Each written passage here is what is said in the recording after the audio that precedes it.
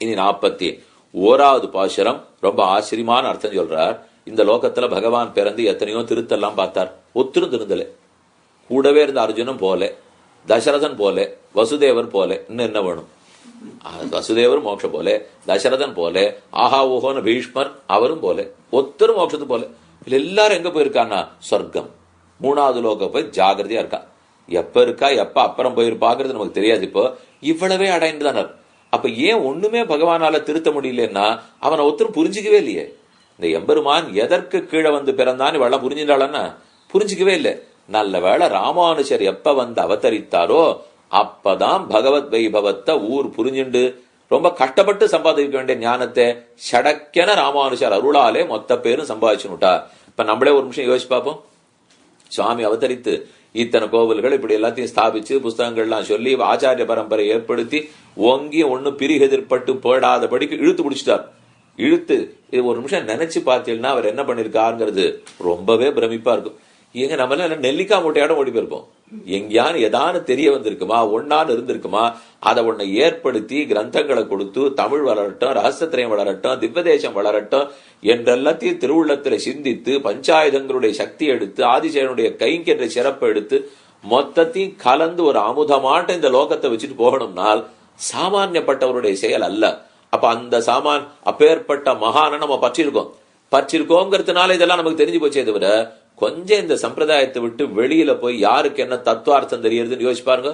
குழம்பி தவிப்பா. கர்மன்னா என்னன்னு தெரியாது, பகவான் என்ன பண்றார் புரியாது, உலக உண்மையா பொய்யா தெரியாது, எல்லாம் குழப்பம். ஆனா ஒரு குழப்பம் இல்லாமல் சுலபமா பண்ணி வச்சுட்டு போனார். கொஞ்சம் நம்ம கிட்ட அதுவே ஆபத்தா படுது.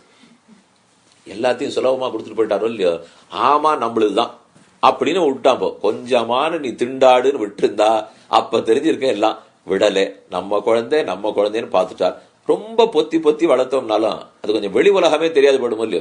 அத போல நம்ம எல்லாம் நம்ம லோகம்னு பார்த்துட்டோம். கொஞ்சம் வெட்டி பார்த்தீங்கன்னா தெரியும். ஆறாறு நிழலே இல்லாம எப்படி வெயில்ல சிரமப்பட்டு இருக்காரு. அந்த ஒரு சிரமம் இல்லாமல் ராமானுஜர் தான் ஆக்கினார். 41வது பாசுரத்தில் கூறுகிறார், பகவானே அவதரித்த போதும் உலகத்தவர்கள் அவனை புரிந்து கொள்ளவில்லை. வருத்தப்பட்டு கொண்டு கண்ணன் பரமதத்துக்கு போனார். அவஜானந்தி மாம் மூடாக மானுஷியம் தனு ஆசிரிதம் பரம் பாவமஜானந்தா. என்னை பத்தி இவன் புரிஞ்சுக்கவே இல்லை அர்ஜுனா. நான் உயர்ந்தவன் காட்டினா எட்டாக்கனின்னு ஓடிப்படுறான். நான் ரொம்ப தாழ்ந்தவன் இவன் பக்கத்துலன்னு சொன்னா என்னாட்டம் தாழ்ந்தவன் வரவே மாட்டேங்கிறான். நான் என்ன செய்ய, பெரியவன் சொல்லவா எளியவன் சொல்லவா, ரெண்டையும் சொல்லி பார்த்துட்டே இவன் கிட்டக்க வர்றதா இல்ல, என்னதான் இவனுக்கு பண்றதுன்னு தெரியல, நான் போயிட்டு வரேன்னு போயிட்டாரு. அவஜானந்திமா மூடா, மூடர்கள் ஒரேடியா வச்சுட்டார். இந்த மூட என்ன தெரிஞ்சுக்கவே போறதில்லை, அவமரியாதை தான் படுத்த போறான். மானுஷியம் தனு ஆசிரிதம். நான் ஏதோ மனித தேகத்தை எடுத்துன்னு இருக்கேன் இவன் எள்ளி நகையாடிட்டானே. நான் ஏன் மனுஷனா வந்தேன்? நான் பெரிய பெரிய வடிவத்தோட வந்தா இவனுக்கு புரிஞ்சிருக்கவே போறதில்லை. இவன் ஆட்டம் மனுஷனா வந்தா கிட்டக்க வந்து நிப்பாங்கிறதுக்காக நான் அமைச்சிருந்தா எனக்கு என்ன இதுதானா வடிவம் நினைச்சிட்டு இருக்கான். ஒரு அர்ஜுனனுக்கு காட்டின விஸ்வரூபத்தை காட்ட மாட்டேனா, பயப்பட்டு படுவான். எனக்கு அவ்வளவு நெருக்கமான அர்ஜுனனே பயந்து ஓடினான், இவன் பயப்பட மாட்டானா? அதுக்காகத்தான் ஒரு சௌமிய ரூபமா அழகான கிருஷ்ண வடிவத்துல வந்தால் இவன் என்ன நம்ம போல மனுஷன் சொன்னால் அவமரியாதை பருதா அர்ஜுனா, இவ தெரிஞ்சுக்கவே போறதில்லை. இதுதான் கண்ணன் பிறக்கச்சே நடந்தது. அவர் பண்ண எண்ணிறந்த உபகாரத்துக்குள்ளே அவதாரம்ங்கிறது முக்கியமான கிருஷி. நம்மள திருத்தறத்துக்கு பகவான் பண்ணுகிற வரிசையான பரம்பரை. அந்த உபகார பரம்பரைகள்ல கிருஷியும் ஒண்ணும் பலிக்க காணும். அதனாலதான் ராமானுஜரை அவதரிப்பித்தார். அதே நிமிஷம் எப்படித்தான் ஊர் தெரிஞ்சின்றதோ தெரியல. இவர் என்ன செப்படு வித்த வச்சிருக்காரா, சொக்குப்படி போட்டுட்டாரா தெரியல. ஆனா மாத்திட்டார். அதை மாத்திட்டாருங்கிறதான் பாசுரம். மண்மிசை யோனிகள் தோறும் பிறந்து எங்கள் மாதவனே கண்ணுரா நிற்கிலும் காணகில்லா உலகோர்கள் எல்லாம் அண்ணலி ராமானுஜன் வந்து தோன்றிய வப்பொழுதே நன்னரு ஞானம் தலை கொண்டு நாரணர் காயினரே. நன்னரு ஞானம், நன்னரும்னால் பிரயத்தனப்பட்டு சம்பாதிப்பதற்கு அரிதான நம்ம நன் அரும், நன்னினால் முயற்சித்தால் அரும், முயற்சிக்கு அப்பாற்பட்டிருக்கிற ஞானம் முயன்று சம்பாதிச்சிட முடியாது. அப்படிப்பட்ட ஞானத்தை அன்னடு ஞானம் தலை கொண்டு அது திடீர்னு நம்ம தலையில விழுந்தாப்புல ராமானுஜர் போட்டாராம். நாரணர் காயினரே, நாங்கள்லாம் நாராயண சம்பந்திகள், நாங்கள்லாம் நாராயண சிஷ்யர்கள்னு சொல்ல ஆரம்பிச்சிட்டான். இப்படி சுவாமி நேற்று வரைக்கும் என்னென்னமோ பேசியிருந்தீரே, இன்னைக்கு எல்லாம் மாத்திட்டீரேன்னா இல்ல இது 1017 உங்களுக்கு தெரியாது சொன்னோம். அப்படின்னா என்ன? அது சித்திர திருவாதிரைக்கு முன், சித்திர திருவாதிரைக்கு பின். நமக்கு தெரிஞ்சது இந்த மூபி தான்.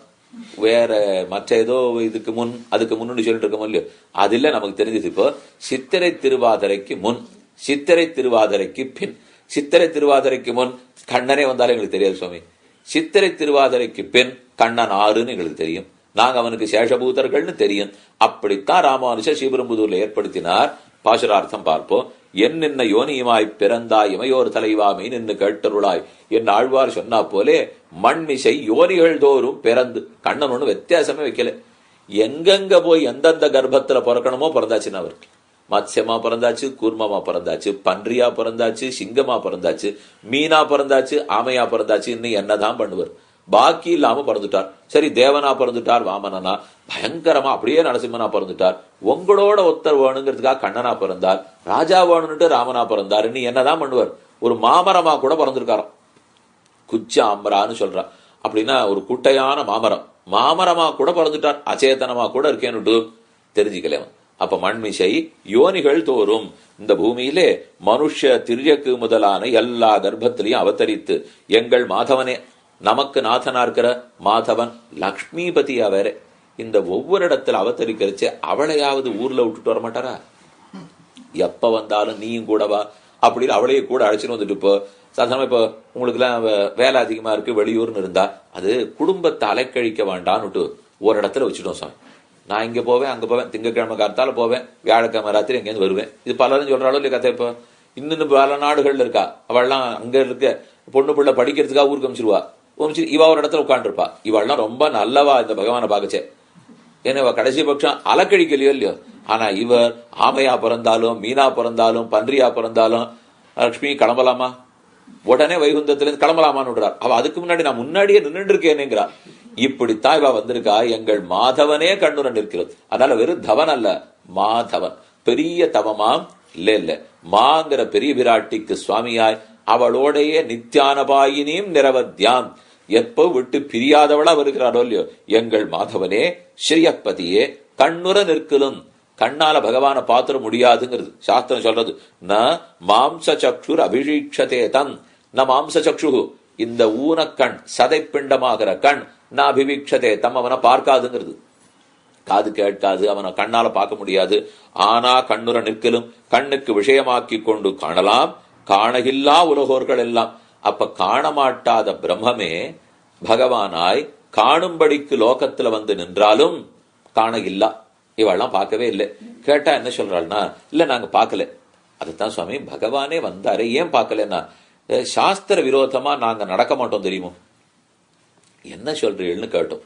சாஸ்திரம் வந்து ஊனக்கண்ணால பகவான பாக்குறது இல்லைன்னு சொல்லியிருக்கோம் இல்லையோ. இப்ப அவர் திடுதுப்புன்னு வந்துட்டார், நாங்க பார்த்துட்டார். இங்க ஊனக்கண்ணால பகவான பார்க்கலாம்னு ஆயிட போகுதோன்னு எங்களுக்கு பயம். அதனாலதான் நாங்க ஒருத்தரும் பார்க்கவே இல்லை பகவான. அவர் வந்திருக்கிறச்சே கூட முகத்தை திருப்பின்னு போயிட்டோம். ஏன்னா சாஸ்திரத்தை உண்மையாக்கணுமா, அதுக்காக இவன் பார்க்கவே இல்லையா. அவரே அதை பொய்யாக்கிறேன்னு கண்ணு முன்னாடி வந்து நின்று இருக்கார். ஆனா அதை பார்க்காமல் காணகில்லா உலகோர்கள் எல்லாம் லௌகிக்கர்கள் எல்லாம் அண்ணலி ராமானுஜன் வந்து தோன்றிய. அண்ணல்ங்கிறதுனாலே சுவாமித்துவ பிராப்தி உடையவர். அவரே வந்து ஒண்ணு முடியலேன்னு போயிட்டார். இவரார் சுவாமி? அவர் எனக்கு தாயும் தகப்பனும். அவர் வரச்சேவே நான் தெரிஞ்சு கொள்ளல. இவர் ஆறுனால் சுவாமி இந்த சொத்துக்கு உடையவர் இல்லையே, பகவான் தானே உடையவர்னால். அதெல்லாம் முன்னாடி இன்னைக்கு இளவரசி பட்டம் கட்டி கையில ஒப்படைச்சாச்சு. இனிமே பழைய ராஜாவுக்கு மதிப்பில்லை. பெரிய முதலாளி இருப்பார், அவருடைய பிள்ளை வெளிநாட்டுல போய் படிச்சுட்டு வந்துருவார். படிச்சுட்டு வந்த பிற்பாடு அவர் இடத்துல ஒப்படைச்சிடணும். ஒப்படைச்சுட்டு அப்புறம் அவர் வச்சதுதான் சட்டம். இந்த ரொம்ப நாளா 30 வருஷமா வேலை பார்த்து இந்த பெரியவருடைய பழகிருக்கா பாருங்க. அவ முடிஞ்ச அளவுக்கு எல்லாத்தையும் அவர்கிட்டயே போகணும்னு பாப்பா. ஆனா அவர் முடிஞ்ச அளவுக்கு போறோம், இனிமே என்கிட்ட வர முடியாது, அங்கதான் போகணும். இல்ல அங்க போனா அவர் ஒத்துக்க மாட்டேங்கிறாருனா அப்ப நீர் போயிட்டு வரும். இதுதான் பதில் கிடைக்கும். இப்போ ஏன்னா இளவரசனை வச்சாச்சுன்னா இனிமே அவரோட தான் வாழ்ந்தாகணும். பெரிய பெருமாள் சயனிச்சிந்த எடுத்து உடையவர்கிற பட்டத்தை ராமானுஜர் இடத்துல கொடுத்துட்டார். என்ன வேணுமோ கொஞ்சம் அங்க கேட்கறீங்களா, நான் தான் தொந்தரவு வேண்டாம்னுட்டு சயனிச்சுட்டேன்னு இல்லையோ. இனிமே திரும்ப திரும்ப நம்ம கிட்ட வர வேண்டாம் என்ன பெருமாளே சொல்லிடுவது போல் இருக்கு. அதனால அண்ணல் நமக்கு சுவாமித்துவ பிராப்தி இருக்கிறவர், எது வேணும்னாலும் இவர்கிட்ட தான் கேட்கணும். அந்த ராமானுஜன் வந்து பரமோதத்திலேருந்து கீழே வந்து தோன்றிய அப்பொழுதே, தோன்றியாங்கிறதுக்கு 2 அர்த்தம் சாய்க்கிறார். முதல்ல சொல்லிட்டார், ஸ்ரீபாஷ்யம் முதலான நூல்களை எழுதி நமக்கு புரிய வைத்தவன்று. வேண்டாண்ணா, அப்ப ஸ்ரீபாஷ்யம் படிக்கலன்னா. அதனாலே தோன்றியவன்றுனா ஸ்ரீபெரும்புதூர்ல மாதர் கர்ப்பத்திலிருந்து தன் திருவடிய பூமியில வைத்த பொழுதேன்னு விட்டார். வேற ஒன்னும் புஸ்தகம்லாம் எழுத வேண்டாம், அவர் உபதேசிக்க வேண்டாம், ஒண்ணுமே வேண்டாம். வந்து தோன்றி அப்பொழுதே ஸ்ரீபெரும்புதூர்ல சித்திர மாசம் திருவாதிர நட்சத்திரம் திருவடி வைத்தாரோ இல்லையோ, வைத்தன்னைக்கு ஓடிப்படுத்த எல்லாம். அப்ப என்னென்ன கர்மங்கள் நம்ம கிட்ட பாபம் இருந்ததோ வினைகள் அத்தனையும் துரரப்பாய்ந்தன. வந்து தோன்றி அப்பொழுதே நன்னரும் ஞானம் தலை கொண்டு நாம பிரயத்தனப்பட்டு தெரிஞ்சுக்கிறதுக்கு அரிதாக இருக்கக்கூடிய ஞானமானது மொத்த பேர்ட்டையும் வளர்ந்துட்டான். ஓஹோ, இத்தனை ஞானம் இருக்கு போல இருக்கே. நன்னர் ஞானம் தலை கொண்டு நாரணர்க்கு ஆயினர், நாங்கள் ஸ்ரீமன் நாராயணனுக்கு சேஷர்கள் என்று தெரிஞ்சுட்டா, நாராயணன் என்னும் திருநாமத்தை உடையவனுக்கு ஆயினர் சேஷமானார்கள். அழகா சொல்ற பாருங்க, நாராயணனுக்கு சேஷமானார்கள் சொல்லணும் இல்லையோ. ஆனா வியாக்கியானத்திலே நாராயணன் என்னும் திருநாமத்தை உடையவர்களுக்குங்கிறார். அப்படின்னா என்ன? அவர் தானே நாராயணன். இப்ப இந்த சுவாமியை கூப்பிடும் ஆரவர் வராக சுவாமிங்க, இந்த வராகன்னு பேர் வச்சுட்டு இருக்கிறவர் கூப்பிடும். அப்படின்னா ஏதோ குத்தர்க்கன்னு அர்த்தம், ஏதோ வம்பு இருந்தா தான். அது இந்த கோவிந்தன் கோவிந்தன் ஒருத்தர் வந்துட்டு இருப்பாரு, அவர் எங்கே இப்படின்னு அர்த்தம். அந்த சுவாமியை கொஞ்ச நாளா காணும்னு அர்த்தம். அதுக்கு தான் வேணும்னு இப்படி சொல்றது. இப்போ இல்லைன்னா கோவிந்தங்க யாரை கூப்பிடுன்னு சொல்ல மாட்டாளா? அப்படி சொல்லாம இந்த கோவிந்தங்க யாருன்னு ஒருத்தர் வந்திருந்தாரு, அவரை கொஞ்சம் கூப்பிடுறீங்களா, சரி எங்கேயோ இல்லேன்னு அர்த்தம் இல்லையோ. அத போல நாராயணன் பெயர் இருக்கிறவனுக்கு ஆனவர்கள்னால் ஏன் நாராயணனுக்கு ஆனார்னு சொல்லக்கூடாதான்னால், இவாளுக்கு நாராயணனை தெரியாதான். ராமானுஷர் தான் வந்து நாராயணனே பரபிரம்மம் நாராயணனே பரபிரம்மம் என்று சொன்னார். நம்ம சரி எல்லாம் திருந்திட்டு சுவாமி கிட்ட வந்து நாராயணன் நாராயணன் ஆரோத்தரை பத்தனம்னு சொன்னீரே, கொஞ்சம் ஆறுன்னு காமிச்சா காலில் விழுவோம் என்று நம்ம சொன்னோம். இவர் தான் நாராயணன் அப்படின்னு சொன்ன உடனே கிடுகிடுன்னு போனோமா, சுவாமி தேவரீர் தானே நாராயணன் அப்படின்னு கேட்டோம். பெருமாள் ஆமாம்னார், காலில் விழுந்துட்டாங்கிறார். அவ்வளவுதான் எங்களுக்கு தெரியுமே தவிர இவன் நாராயணன் பிரம்மம் ஏஷ நாராயண ஸ்ரீமான் தெரியாது. ஏஷ சர்வபூதாந்தராத்மா நாராயணா அந்தர்பகிஷ்ட தத் சர்வம் வியாபிய நாராயண ஸ்திதாக எங்களுக்கு தெரியாது. அவர் பேரும் தெரியாது, ஊரும் தெரியாது, ஒன்னே எங்களுக்கு தெரியாது. ராமானுஷர் இவர் நாராயணன் காலில் விழுன்னு சொன்னார், விழுந்தோம். இத திரிபுராதேவியார்னு ஒத்தி சொல்லிவிட்டா. அவர்கிட்ட போய் எல்லாரும் கேட்கிறா, நீங்க போய் இந்த ஸ்ரீமன் நாராயணனுடைய திருவடியே சரணம்னு பத்துக்கிறீர்களே, என்ன சாஸ்திரம் ஆசிரியர்களா? சம்பிரதாயம் தெரிஞ்சு நாராயணன் பரதேவத்தேன்னு போரிடலான்னா அவ பழிச்சுன்னு பதில் சொன்னா, அதெல்லாம் வாசனை கூட அடி எனக்கு கிடையாது. நாங்க எங்க படிச்சிருக்கோம், எத்தனை பெண்கள், நாங்க அத்தனை பேரும் ஸ்திரீகள், நாங்க என்ன சாஸ்திரம் படித்தோமா, சம்பிரதாயம் தெரியுமா, அதெல்லாம் எங்களுக்கு தெரியாது. ஏதோ அகத்துல இருக்கிற பெருமாளை பாக்குறதுக்கு தெரியும், ஒழுங்கா பண்ணுவோம், பூ சமர்ப்பிப்போம், புஷ்பம் தொடுப்போம், இது வரைக்கும் தெரியும். எங்களுக்கு ஒண்ணு பரதேவத்தை எல்லாம் தெரியாது. அப்படி போயிட்டு இருக்கிறச்சே ராமானுஜர் திருவடி சம்பந்தம் கிடைச்சது. கிடைச்ச மாத்திரத்துல என்ன செய்யணும்னு கேட்டோம். அதோ நாராயணன் இருக்கார், திருவடியில விழுன்னு சொன்னார், போனோம், விழுந்துட்டோம். இப்ப நாளைக்கு அவரே மாத்தி இன்னொரு மூலையில இன்னொரு தேவத்தை நின்று இருக்கு, அவர் காலில் விழுன்னு சொன்னா போய் விழுவோம்னு ஆகும். எங்களுக்கு தெரிஞ்சதெல்லாம் அவர் கை காட்டின இடத்துல விழறதுக்கு தான் தெரியுமே தவிர எங்களுக்கா யோசித்தெல்லாம் பண்றதுக்கு தெரியாது. கேட்டா என்ன தோணும்னா, சுவாமி மூடத்தனமான பக்தியா இருக்கேன்னால், இதுதான் தெற்க கொஞ்சம் குறைவு, வடக்க கொஞ்சம் அதிகம்.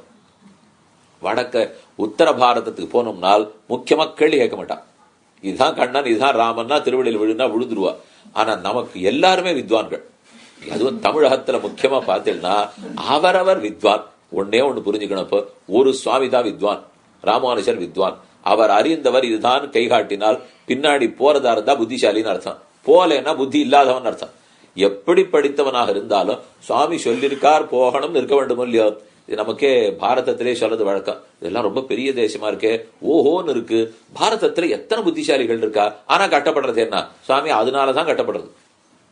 இத்தனை புத்திசாலிகள் இருக்கவே தான் கட்டப்படுறது. இங்க என்ன பண்ணுவாளாம், இதுல 99% சுமார் ஒரே ஒரு சதவீதம் இருக்கிற நன்னா யோசிப்பா, புத்திசாலியா இருப்பாளாம்.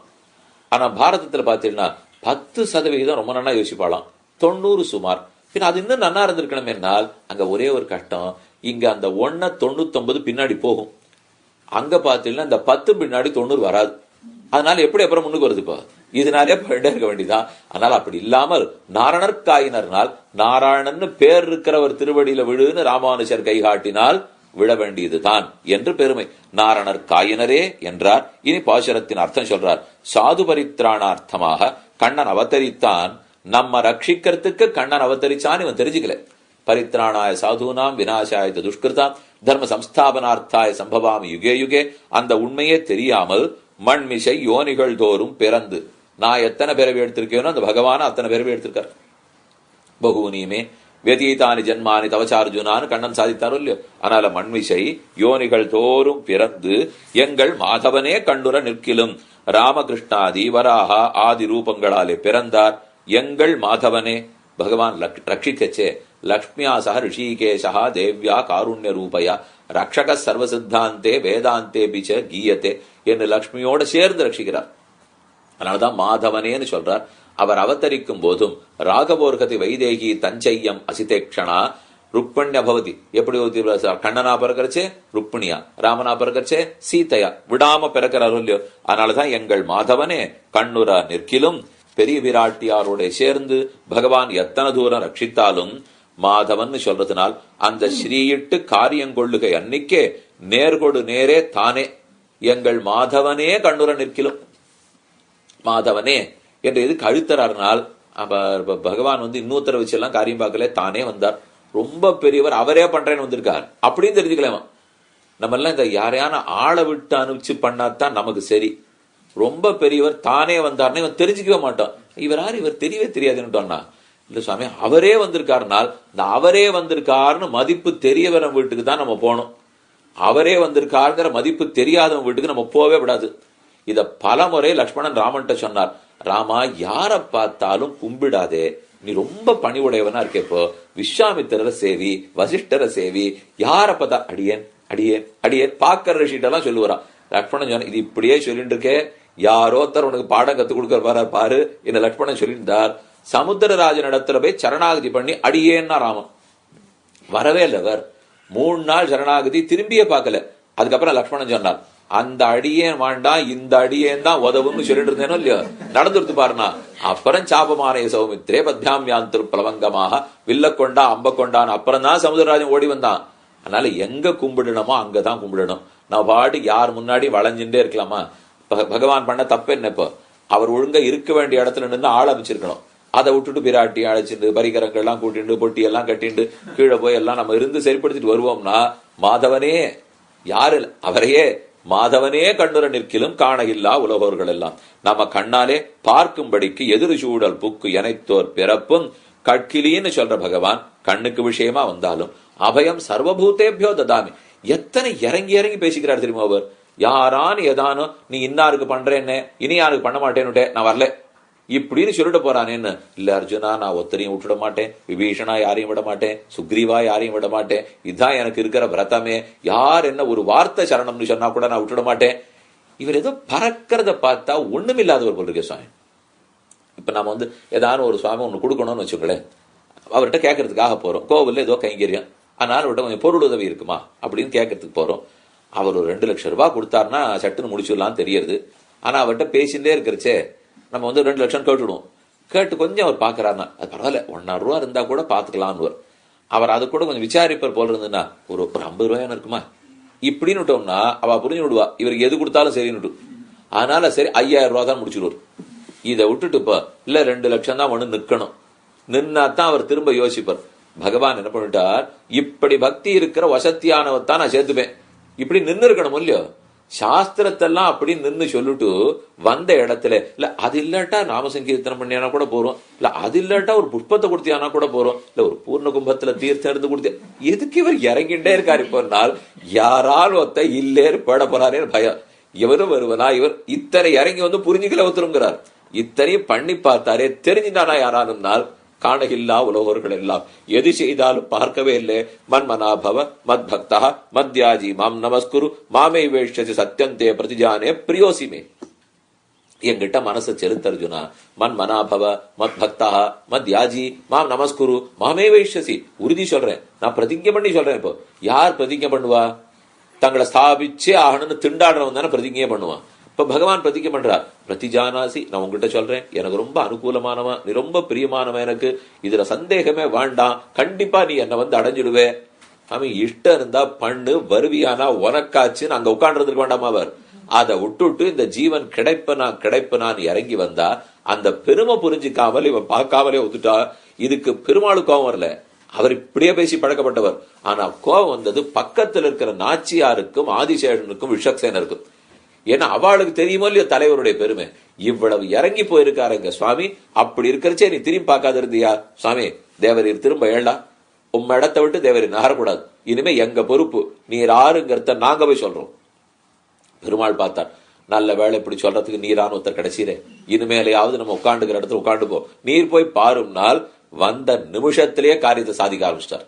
இவரால இத்தனை பேசியும் சாதிக்க முடியாததை ராமானுஷர் அவதரித்தார். காணகில்லா உலகோர்கள் எல்லாம் வந்து ஒரு நிமிஷம் யோசிச்சு பாக்குறார், என்ன இவனுக்கு ஆபத்து, ஏன் பெருமாள் வந்தா இவன் பார்க்க மாட்டேங்கிறான், இப்ப நாம் என்ன செய்யலாம், சட்டுன்னு முடி கொடுத்துட்டார்.